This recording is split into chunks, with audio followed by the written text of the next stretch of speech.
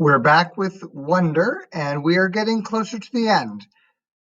You may remember that in the last section, Auggie and Jack and a couple of other boys that turned out to be kind to him had a difficult situation that they encountered. Let's see what happened when Auggie got home. Mom and I didn't talk much the whole walk home. And when we got to the front stoop, I automatically looked in the front bay window because I forgot for a second that Daisy wasn't going to be there like always, perched on the sofa with her front paws on the windowsill, waiting for us to come home. It made me kind of sad when we walked inside. As soon as we did, Mom dropped my duffel bag and wrapped her arms around me and kissed me on my head and on my face like she was breathing me in. "It's okay, Mom. I'm fine," I said, smiling. She nodded and took my face in her hands. Her eyes were shiny. "I know you are," she said. "I missed you so much, Auggie." "I missed you too." I could tell she wanted to say a lot of things, but she was stopping herself. "Are you hungry?" she asked. "Starving. Can I have a grilled cheese?" "Of course," she answered, and immediately started to make the sandwich while I took my jacket off and sat down at the kitchen counter. "Where's Via?" I asked. "She's coming home with Dad today." "Boy, did she miss you, Auggie," Mom said. "Yeah?" "She would have liked the nature reserve. You know what movie they played? The Sound of Music. You'll have to tell her that." "So do you want to hear about the bad part or the good part first?" I asked after a few minutes, leaning my head on my hand. "Whatever you want to talk about," she answered. "Well, except for last night, I had an awesome time. It was just awesome. That's why I'm so bummed. I feel like they ruined the whole trip for me." "No, sweetie, don't let them do that to you. You were there for more than 48 hours, and that awful part lasted 1 hour. Don't let them take that away from you, okay?" "I know," I nodded. "Did Mr. Tushman tell you about the hearing aids?" "Yes, he called us this morning." "Was Dad mad because they're so expensive?" "Oh my gosh, of course not, Auggie. He just wanted to know that you were all right. That's all that matters to us. And that you don't let those thugs ruin your trip." I kind of laughed at the way she said the word thugs. "What?" she asked. "Thugs," I teased her. "That's kind of an old-fashioned word." "Okay, jerks, morons, imbeciles," she said, flipping over the sandwich in the pan. "Cretinos, as my mother would have said. Whatever you want to call them. If I saw them on the street, I would—" She shook her head. "They were pretty big, Mom," I smiled. "Seventh graders, I think." She shook her head. "Seventh graders? Mr. Tushman didn't tell us that. Oh, my goodness." "Did he tell you how Jack stood up for me?" I said. "And Amos was like, bam! He rammed right into the leader. They both crashed to the ground, like in a real fight. It was pretty awesome. Amos's lip was bleeding and everything." "He told us there was a fight, but," she said, looking at me with her eyebrows raised, I'm just, phew, I'm just so grateful that you and Amos and Jack are fine. When I think about what could have happened," she trailed off, flipping the grilled cheese again. My Montauk hoodie got totally shredded. "Well, that can be replaced," she answered. She lifted the grilled cheese onto a plate and put the plate in front of me on the counter. "Milk or white grape juice?" "Chocolate milk, please." I started devouring the sandwich. "Oh, can you do it that special way you make it, with the froth?" How did you and Jack end up at the edge of the woods in the first place? She asked, pouring the milk into a glass. Jack had to go to the bathroom, I answered. My mouth was full.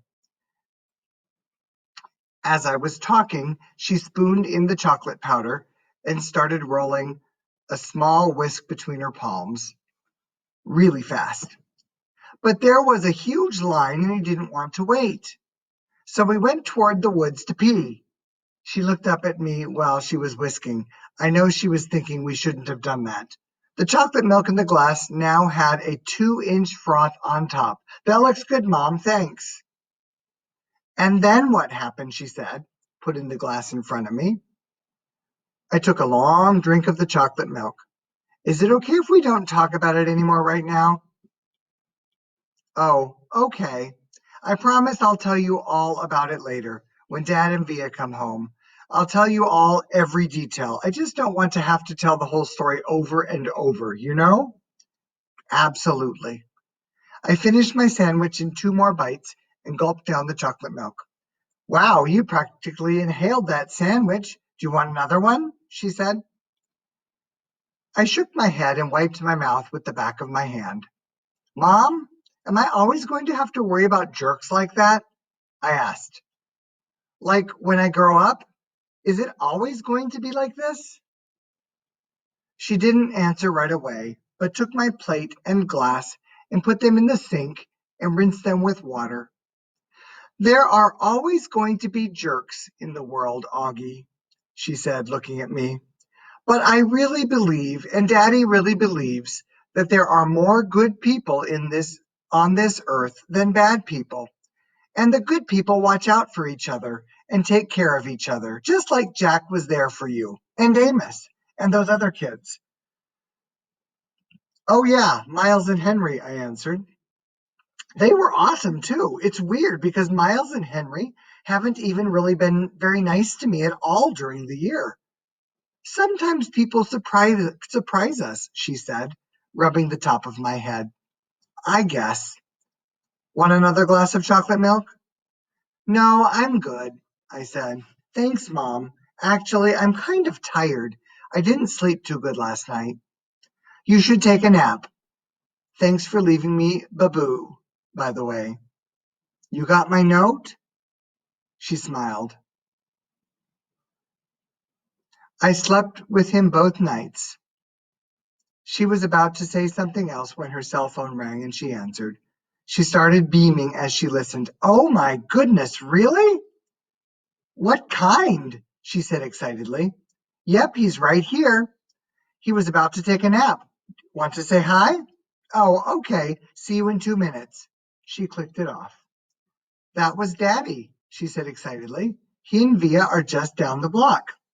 He's not at work? I said. He left early because he couldn't wait to see you, she said. So don't take a nap quite yet. 5 seconds later, Dad and Via came through the door.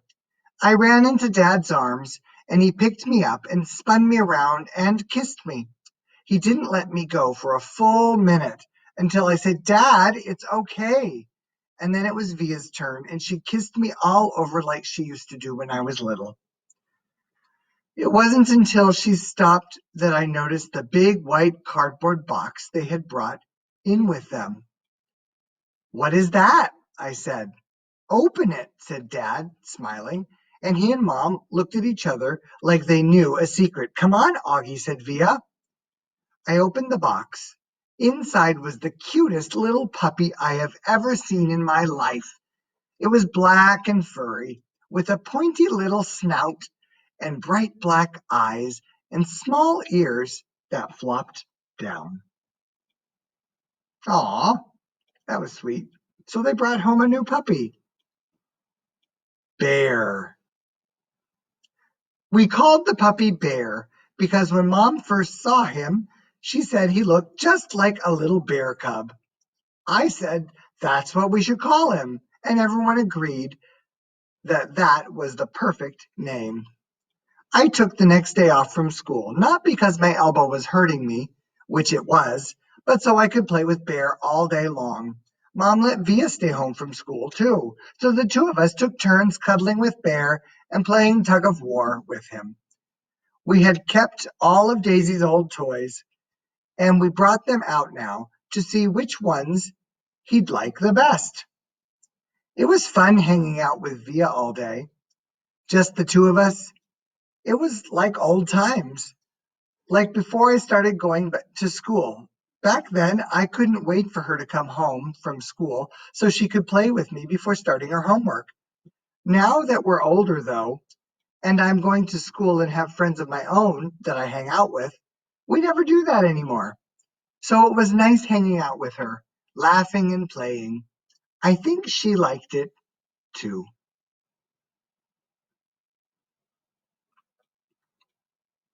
The shift. When I went back to school the next day, the first thing I noticed was that there was a big shift in the way things were. Whatever you want to call it, it was a big shift. Everyone, not just in our grade, but every grade, had heard about what had happened to us with the seventh graders. So suddenly I wasn't known for what I'd always been known for, but for this other thing that had happened. And the story of what happened had gotten bigger and bigger each time it was told. 2 days later, the way the story went was that Amos had gotten into a major fist fight with the kid, and Miles and Henry and Jack had thrown some punches at the other guys too. And the escape across the field became this whole long adventure through a cornfield maze and into the deep, dark woods. Jack's version of the story was probably the best because he's so funny. But in whatever version of the story, and no matter who was telling it, two things always stayed the same. I got picked on because of my face, and Jack defended me. And those guys, Amos, Henry, and Miles, protected me. And now that they'd protected me, I was different to them. It was like I was one of them. They all called me little dude now, even the jocks. These big dudes I barely even knew before would knuckle punch me in the hallways now. Another thing to come out of it was that Amos became super popular, and Julian, because he missed the whole thing, was really out of the loop. Miles and Henry were hanging out with Amos all the time now, like they switched best friends. I'd like to be able to say that Julian started treating me better too, but that wouldn't be true. He still gave me dirty looks across the room. He still never talked to me or Jack. But he was the only one who was like that now. And me and Jack, we couldn't care less. Ducks. The day before the last day of school, Mr. Tushman called me into his office to tell me they had found out the names of the seventh graders from the nature retreat. He read off a bunch of names that didn't mean anything to me. And then he said the last name, Edward Johnson. I nodded. You recognize the name? He said. They called him Eddie. Right. Well, they found this in Edward's locker. He handed me what was left of my hearing aid headband. The right piece was completely gone, and the left one was mangled. The band that connected the two, the Lobot part, was bent down the middle. His school wants to know if you want to press charges, said Mr. Tushman. I looked at my hearing aid. No, I don't think so, I shrugged. I'm being fitted for new ones anyway. Why don't you talk about it with your parents? I'll call mom. I'll call your mom tomorrow to talk about it with her too. Would they go to jail? I asked. No, not jail, but they'd probably go to juvie court, and maybe they'll learn a lesson that way. Trust me, that Eddie kid is not learning any lessons, I joked. He sat down behind his desk. Auggie, why don't you sit down a second? He said. I sat down. All the things on his desk were the same as when I first walked into his office last summer. The same mirrored cube, the same little globe floating in the air. That felt like ages ago. Hard to believe this year's almost over, huh? He said, almost like he was reading my mind. Yeah. Has it been a good year for you, Auggie? Has it been okay? Yeah, it's been good, I nodded. I know academically it's been a great year for you. You're one of our top students. Congrats on the high honor roll. Thanks. Yeah, that's cool. But I know it's had its share of ups and downs, he said, raising his eyebrows. Certainly, that night at the nature reserve was one of the low points. Yeah, I nodded. But it was also kind of good, too. In what way? Well, how people stood up for me and stuff? That was pretty wonderful, he said, smiling. Yeah, I know in school things got a little hairy with Julian at times. I have to admit, he surprised me with that one. You know about that stuff? I asked him. Middle school directors have a way of knowing about a lot of stuff. Do you have, like, secret security cameras in the hallways? I joked. And microphones everywhere, he laughed. No, seriously. He laughed again. No, not seriously. Oh, but teachers know more than kids think. Auggie, I wish you and Jack had come to me about the mean notes that were left in your lockers. How do you know about that? I said. I'm not telling you. Middle school directors know all. It wasn't that big a deal, I answered. And we wrote notes too. He smiled. I don't know if it's public yet, he said, though it will be soon anyway. But Julian Albans is not coming back to Beecher Prep next year. What? I said. I honestly couldn't hide how surprised I was. His parents don't think Beecher Prep is a good fit for him, Mr. Tushman continued, raising his shoulders.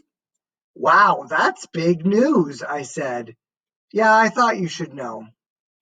Then suddenly I noticed that the pumpkin portrait that used to be behind his desk was gone, and my drawing, my self portrait as an animal that I drew for the New Year art show, was now framed and hanging behind his desk. Hey, that's mine, I pointed. Mr. Tushman turned around like he didn't know what I was talking about. Oh, that's right, he said, tapping his forehead. I've been meaning to show you this for months now. My self-portrait as a duck, I nodded. I love this piece, Auggie, he said. When your art teacher showed it to me, I asked her if I could keep it for my wall. I hope that's okay with you. Oh, yeah, sure. What happened to the pumpkin portrait? Right behind you. Oh, yeah, nice. I've been meaning to ask you since I hung this up, he said, looking at it. Why did you choose to represent yourself as a duck? What do you mean? I answered. That was the assignment. Yes, but why a duck? He said. Is it safe to assume that it was because of the story of um, the duckling that turns into a swan?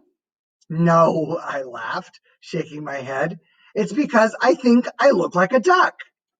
Oh, said Mr. Tushman, his eyes opening wide. He started laughing. Really? Huh. Here I was looking for symbolism and metaphors, and sometimes a duck is just a duck. Yeah, I guess, I said, not quite getting why he thought that was so funny. He laughed to himself for a good 30 seconds. Anyway, Auggie, thanks for chatting with me, he said. Finally, I just want you to know it's truly a pleasure having you here at Beecher Prep, and I'm really looking forward to next year. He reached across the desk, and we shook hands. See you tomorrow at graduation. See you tomorrow, Mr. Tushman.